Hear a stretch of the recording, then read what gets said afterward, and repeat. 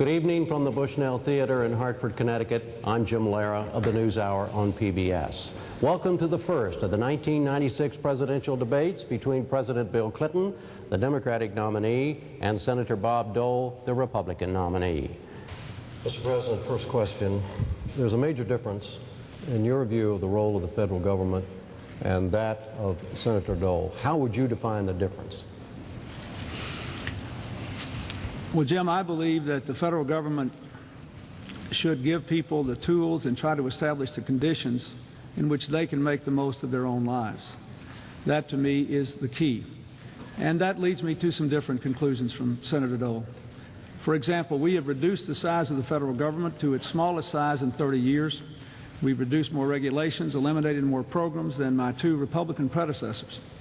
But I have worked hard for things like the family and medical leave law, the Brady Bill, the assault weapons ban, the program to put 100,000 police on the street.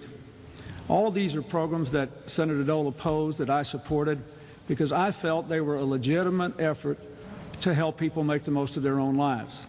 I've worked hard to help families impart values to their own children. I supported the V-chip so that parents would be able to control what their kids watch on television when they're young, along with the rating systems for television and educational television. I supported strong action against the tobacco companies to stop the marketing, advertising, and sale of tobacco to young people. I supported a big increase in the Safe and Drug-Free Schools program. These were areas on which Senator Dole and I differed, but I believed that they were the right areas for America to be acting together as one country to help individuals and families make the most of their own lives and raise their kids with good values and a good future. Senator Dole, 1 minute.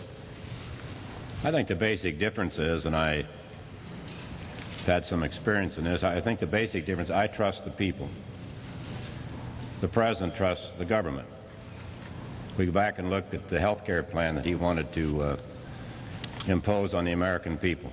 1/7 the total economy, 17 new taxes, price controls, 35 to 50 new bureaucracies, a cost $1.5 trillion. Don't forget that happened in 1993.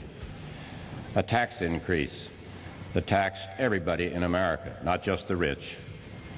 If you made $25,000, as the original proposal, you got your Social Security taxes increased. We had a BTU tax turned into a $35 billion gas tax, a $265 billion tax increase. I guess I rely more on the individual. I carry a little card around my pocket called the 10th Amendment.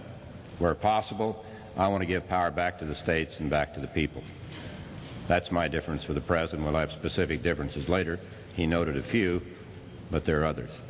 Mr. President, 30 seconds. I trust the people. We've done a lot to give the people more powers to make their own decisions over their own lives. But I do think we are right when we try to, for example, give mothers and newborns 48 hours before they can be kicked out of the hospital, ending these drive-by deliveries. I think we were right to pass the Kassebaum-Kennedy bill, which says you can't lose your health insurance just because you change jobs or because someone in your family's been sick. Our government is smaller and less bureaucratic and has given more authority to the states than its two predecessors under Republican presidents, but I do believe we have to help our people get ready to succeed in the 21st century.